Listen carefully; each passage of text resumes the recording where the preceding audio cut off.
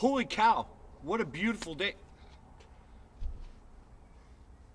Take two with the tie where it should be. Thank you, Mrs. Gustkey. Uh, and we're reading Lawnboy again. Uh, and the main character just got a lawn mower from Grandma. 3 lawns a day, plus refilling the tank from time to time, was all I could manage. And I would have to mow the lawns every week. 3 lawns a day, once a week. 21 lawns if I work 7 days. Dawn till dark, no days off. Making approximately $630 a week. It seemed like a staggering whop of money. Summer was 12 weeks long, which meant that by the end of vacation I would have made over $7,500. Way, way more than I would need to buy a new inner tube for my old 10-speed.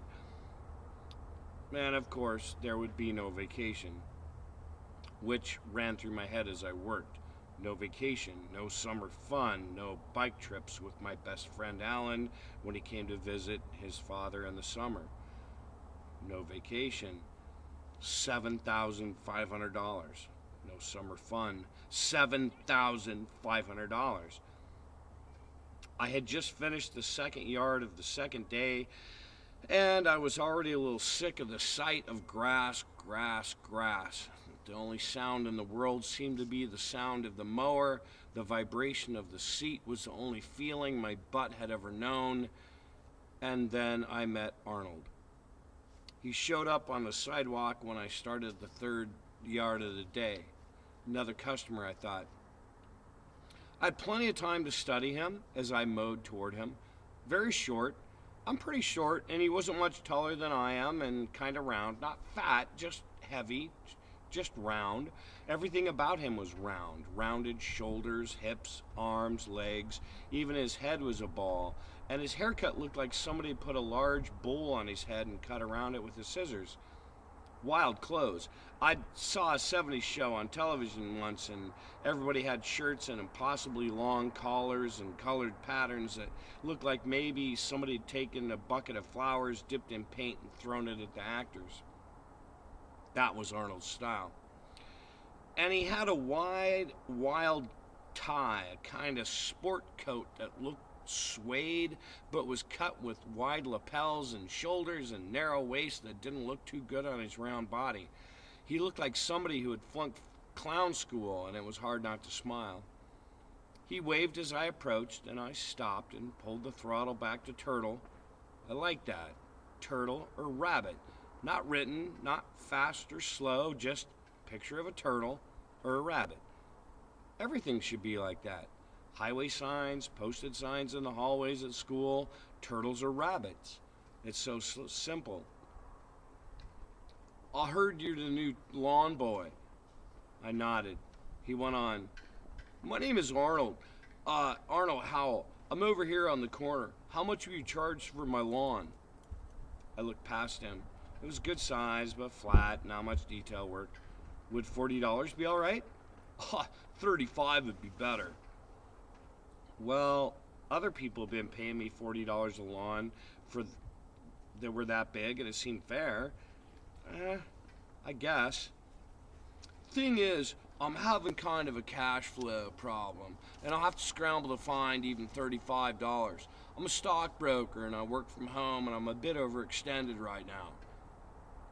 All of which was more than I needed or wanted to know, but he seemed okay, and I thought he had an honest face, which turned out to be right, except that I'm not sure what a dishonest face would look like. Maybe a sneaky turtle or a shifty rabbit? I'll tell you what, he said. How would you like to barter? Take it out and trade? I don't know what you mean. I didn't think he'd have anything I wanted. Not clothes, especially not clothes. Like I said, I work from my home. I do mostly day trading. Work the small board, so to speak. I mean, it's far out, real groovy way to work, and I make a nickel now and then, moving this and that. Was he crazy? One of those people with something loose in his brain?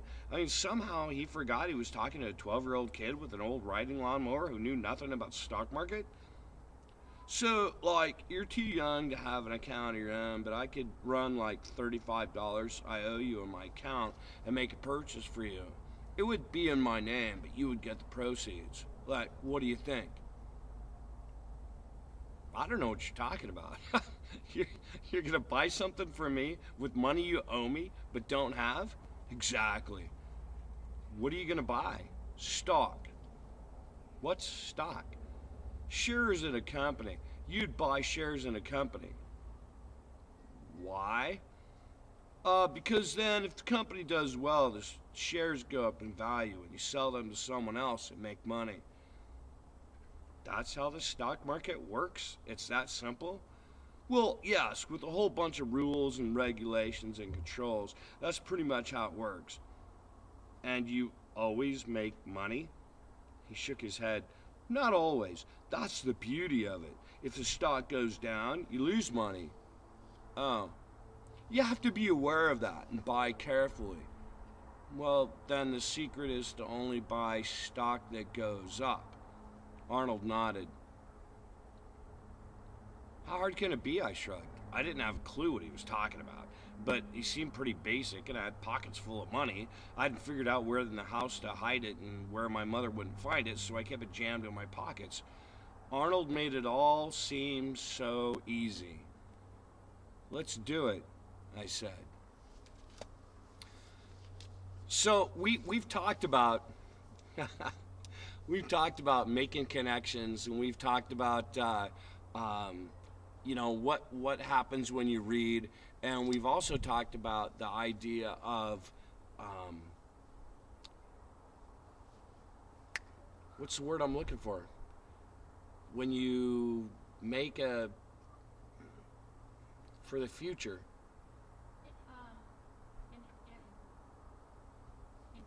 I'm trying hard here. No, it's not an investment. We're not talking money, Mrs. Gustkey. Somebody tell me, what is the writing tool when you make a prediction for the future? Somebody's got to know what that is, because my brain is not going there right now. But anyway, it's beautiful, right? If you're not outside right now, if you're not hanging out and doing something fun and having a good time, oh, good Lord, seriously? It's not hyperbole. It's on the wall of my room. Maybe I should go there. I think I will. Okay, goodbye.